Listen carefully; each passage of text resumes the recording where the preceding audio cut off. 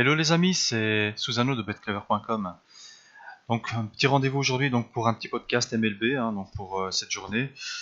Et donc on va parler d'abord de la journée d'hier, donc en l'occurrence avec quelques petits résultats dont la défaite de Tomlin donc face aux Yankees. Et donc surprise, demi-surprise pour ma part vu les chiffres que porte Tomlin donc au Yankee Stadium. Et donc pour moi c'est une surprise, oui, du nombre de runs donc des Yankees qui sont quand même un petit peu détruit cette line-up des Indians. C'est ces mêmes Indians d'ailleurs qui ont un petit peu du mal ces temps-ci. Faut être prudent avec cette franchise-là. Depuis le non-trade de Lucroy, il me semble qu'il y a un petit souci. Bon, est-ce que c'est lié à ça, je ne sais pas. Mais ils ont toujours un problème de catcher vu que Gomez est hot, donc c'est sûr que ça n'arrange pas les choses. Alors bon, ben, les Nationals, les Nats qui gagnent encore donc face aux Giants. Bon, Samar Zidjas, c'est clairement pas un très bon starter, surtout cette saison. Donc il ne, comment dire, il ne mérite pas, on va dire, le contrat qui lui a été offert. Donc pour ma part, Gio revient bien ces derniers temps. Donc sur ces 3 derniers starts, il avait quand même bien joué le coup. Donc pour ma part, résultat logique. Bah, hier, donc les Tigers qui sont fait un petit peu peur. Donc Verlander qui a sorti un très très bon match. Les Mets encore score sur home run. Donc il est clair que sans ça, bon bah c'était pas fameux. Très déçu, enfin très très mauvais à la batte, comme malgré la présence de Bruce. Et Cespedes donc qui était lui qui est encore sur la DL, même s'il a été pris en flagrant délit de jouer au golf. Mais bon, c'est un autre sujet. Donc pour ma part, victoire logique des Tigers hier. Syndergaard, franchement, a bien pitché. Donc mis à part son choke à peu près à partir de la 50e ou 60e, ouais, quand il avait environ 50 ou 60 pitches, il a commencé à avoir un petit problème avec ses contrôles. Il faut savoir quand même que sur plus d'une centaine de pitches, 65 ont été au-dessus de 95 miles, donc c'est quand même exceptionnel. Ça reste quand même de toute façon un jeune talentueux, 22-23 ans si je m'abuse, donc c'est vraiment un très très très bon pitcher. L'avenir de la rotation des Mets avec bien sûr Mats et DeGrom. Donc les Twins encore hier qui gagnent face aux Rays. Donc étonné oui et non. Donc bon les Rays, je veux dire bon c'est pas très shape en ce moment. Mais on va dire que plutôt c'est dû aussi au fait au starter. Donc on va pas se le cacher. Donc le duel de starter Santana bon a sorti un bon match. Donc voilà victoire méritée. Les Twins sont chauds à la batte. Mais on verra plus tard donc dans la carte du jour. Je m'attends à un petit bounce back des Rays tout à l'heure. Donc, les White Sox, donc Gallardo qui prend sa win, donc c'est rare donc pour le signaler depuis son trade, donc avec les OS. Bon, en même temps, le starter des White Sox n'était pas très shape non plus. Gonzalez, c'est quand même pas très folichon. Et pour les Astros, Keschel qui prend sa win et un petit peu sa revanche, donc vu qu'il s'était fait démolir donc à son dernier start en début de partie qui plus est. Donc ici maintenant, il a carrément blanchi la batte des Rangers, c'est bon, et les releveurs aussi, d'ailleurs, par la même occasion. Mais bon, les stats de Perez sur la route étaient quand même vachement dégueulasses. Pas trop d'avis sur le match des Royals et Blue Jays. Le match des Cards, malgré le retour de Carpenter, ils ont seulement scoré un petit run face à De La Cruz, donc le starter des Braves. Donc un petit peu étonné du nombre de runs scorés. 5 hits dans le match au total. Une grosse purge, quoi. Les Marlins qui gagnent hier face aux Rockies, je m'y attendais quand même pas. Bon, c'est vrai que Story, c'est quand même le meilleur rookie selon moi cette saison. Celui-là qui a le plus d'home runs, il est très très très bon avec Duval aussi. Donc, il y en a quelques-uns, mis à part ceux-là, mais bon, je parle des principaux. Franchement, c'est quand même un grand manque à gagner. Et il me semble qu'Adames aussi est blessé maintenant. Faut voir s'il revient aujourd'hui. Mais bon, je pense que c'est pas vraiment une surprise. Mais aujourd'hui, je m'attends à un bounce back des rookies.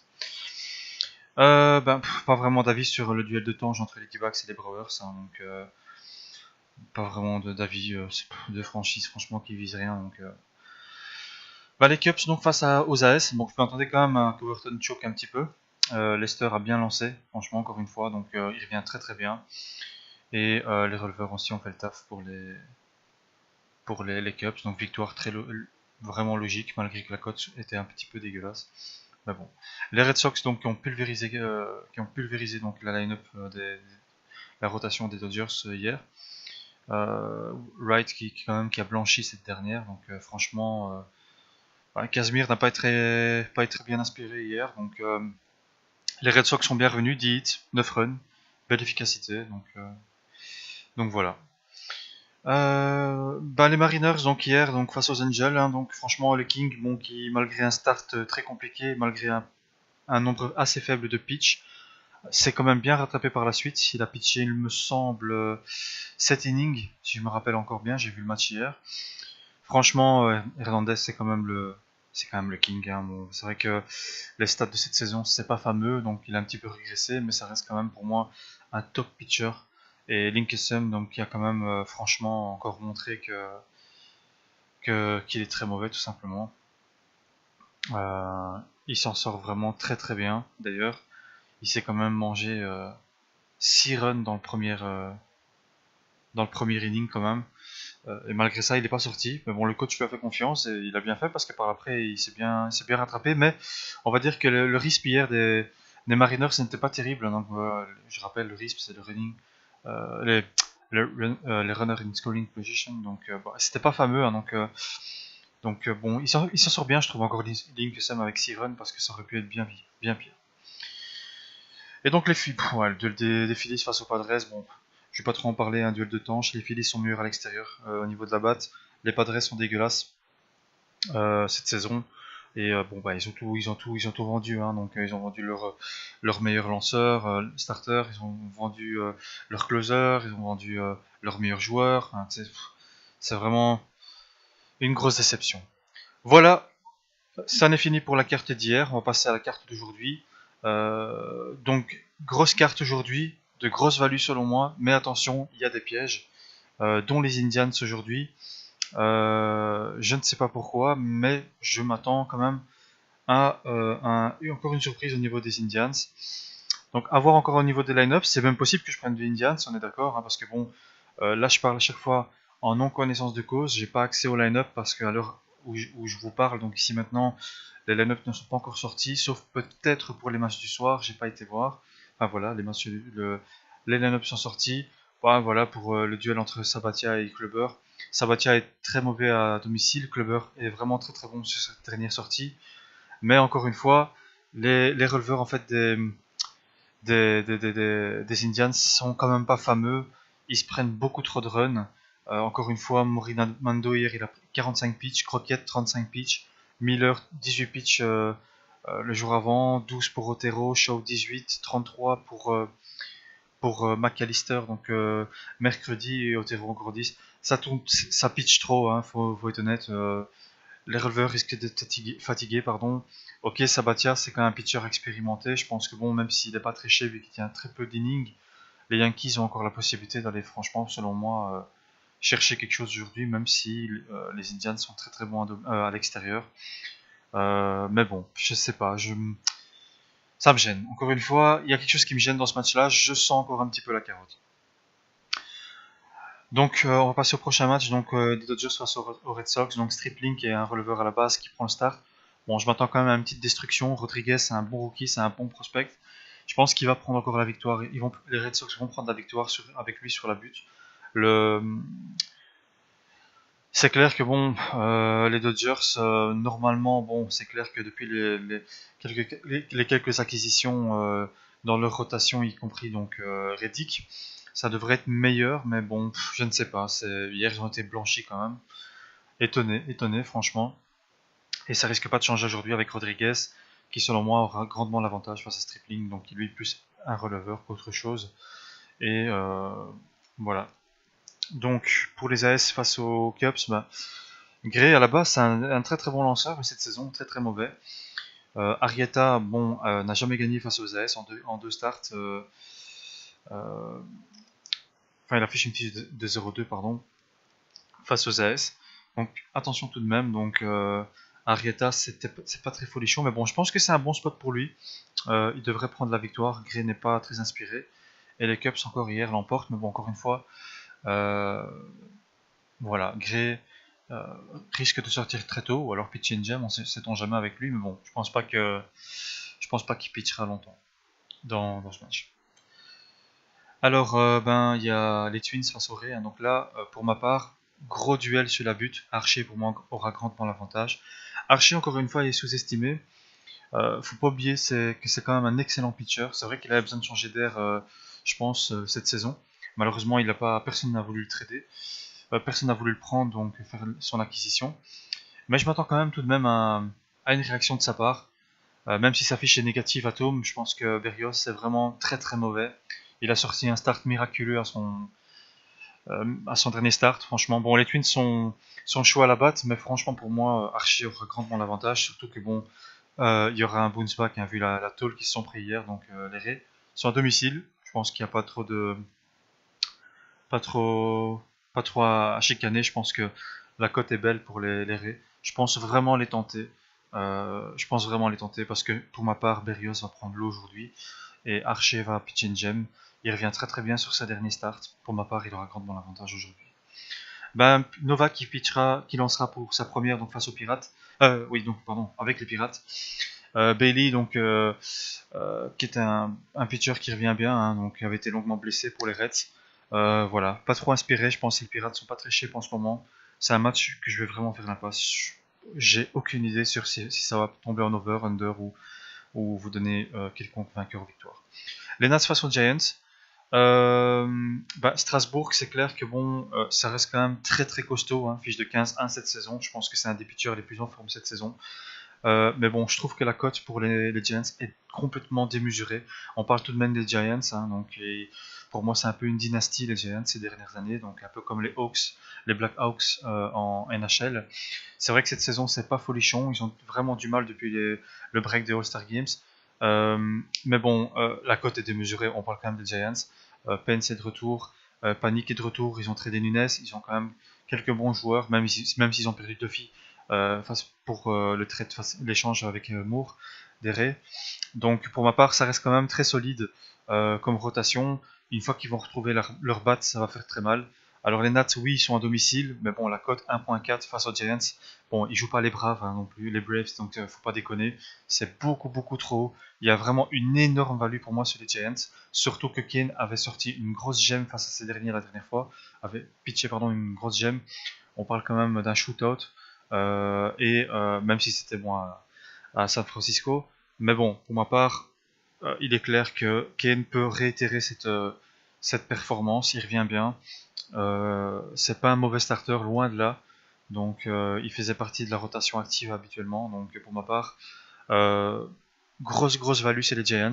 Franchement, je vais réfléchir. Et il est clair que s'il y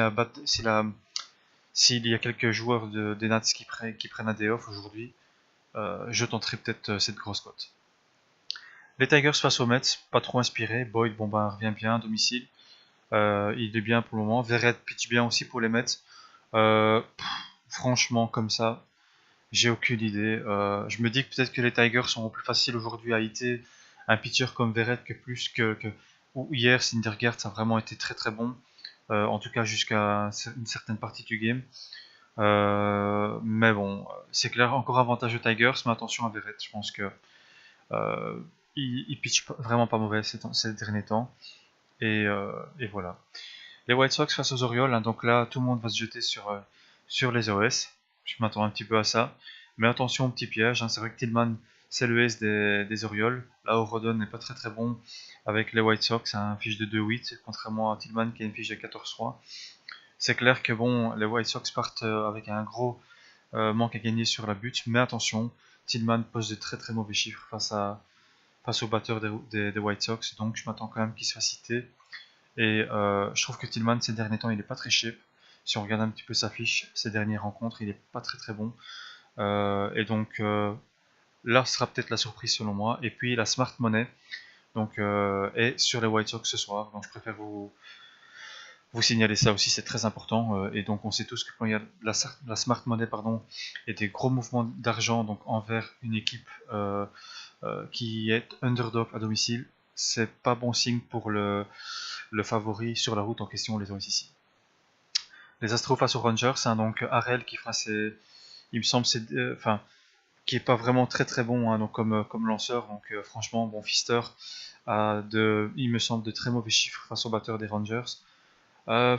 Match très indécis selon moi. Je pense que ce match-là ira en over. Il va partir en sucette.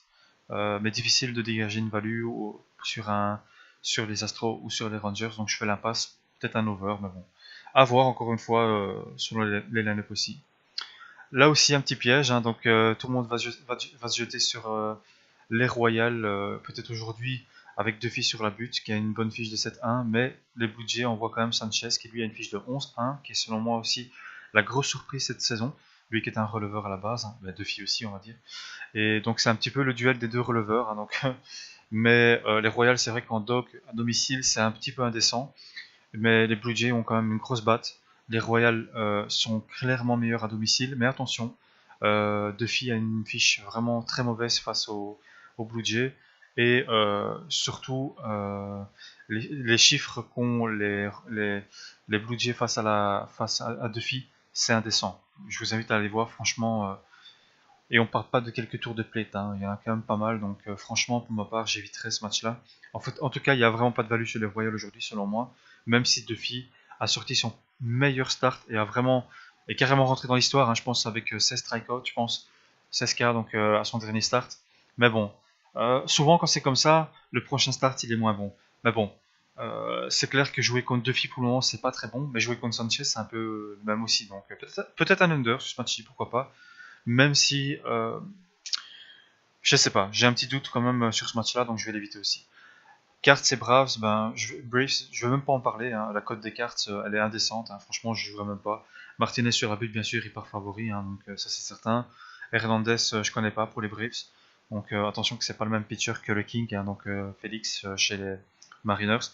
Bon, pour ma part, franchement, quand je vois que hier ils ont déjà eu du mal à hitter un gamin comme De La Cruz, je me dis que la surprise pourrait peut-être là aussi, donc franchement, même si le retour de Carpenter fera du bien, donc qui est quand même le meilleur joueur des chez les cartes. Pour ma part, je vais éviter ce match-là, le côté dégueulasse.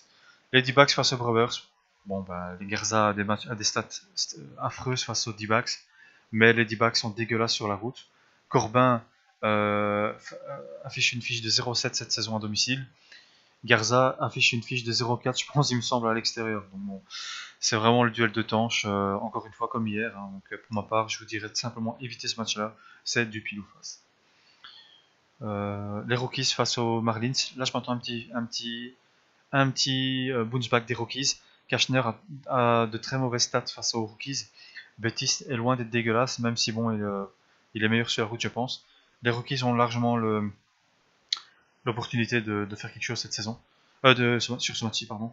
Et voilà, après c'est vrai que bon, la cote est du 50-50, mais bon, pour ma part, je partirais quand même sur les Rockies, mais de là à les prendre, je ne sais pas, parce que bon, euh, il y a quand même pas mal de blessés chez les Rockies, et je pense qu'Adamé s'est rajouté à la liste. Les Padres face aux Phillies, duel de temps, Charles Thompson, Clemens, franchement, que dire, mis à part que ce sont deux moules, duel de tanche. Les Phillies sont meilleurs bien sûr sur la route au niveau de la batte, mais les Padres n'ont plus de batte, donc ils ont tradé tous leurs meilleurs joueurs, donc voilà, pas d'avis sur ce match. Mariners Angels, attention, hein, Skax revient très bien. Euh, il sort d'un shootout quand même. Je pense que depuis son retour, franchement, il lance vraiment très très bien. Mais Walker, attention, est un très très bon lanceur aussi chez les Mariners. Mais j'ai encore vu hier des failles chez les Mariners qui m'ont gêné un petit peu. Surtout le risque qui était vraiment dégueulasse. Donc attention quand même. Je pense que les Angels peuvent prendre ce game-ci. Je serais pas étonné en tout cas. Voilà, bon, on a fait le tour de la carte. Donc encore une fois, faites attention. Donc ici, j'ai parlé brièvement, mais il est clair que les analyses c'est beaucoup plus que ça. Je ferai un podcast avec toutes vos questions donc que vous m'avez posées donc au niveau dans la section dédiée sur le topic questions et réponses par podcast. Et donc je me ferai un plaisir de vous répondre à vos questions pardon, en citant chacun de vos pseudos pour que chacun vous compreniez donc à qui je parle. Mais il est clair que n'hésitez pas encore à poser vos questions, c'est important. Ceux qui sont fans de baseball, je pense qu'il y a toujours des choses qu'on essaie d'apprendre et qu'on veut toujours savoir. Et moi, je me ferai un plaisir de vraiment vous répondre. Euh, mais il est clair qu'ici, bon, en l'occurrence, faites attention. Cette carte est un petit peu un piège. Et quand j'analyse la carte brièvement, il est clair que je fais ça un petit peu autrement pour ma part. Et ça va beaucoup plus en profondeur, hein. Je veux dire, je regarde pas seulement les pitchers, les line-up. Non, non. Il est clair que je regarde tout, même la météo en l'occurrence. Voilà, rendez-vous donc au prochain podcast et bonne journée à tous. Ciao, ciao.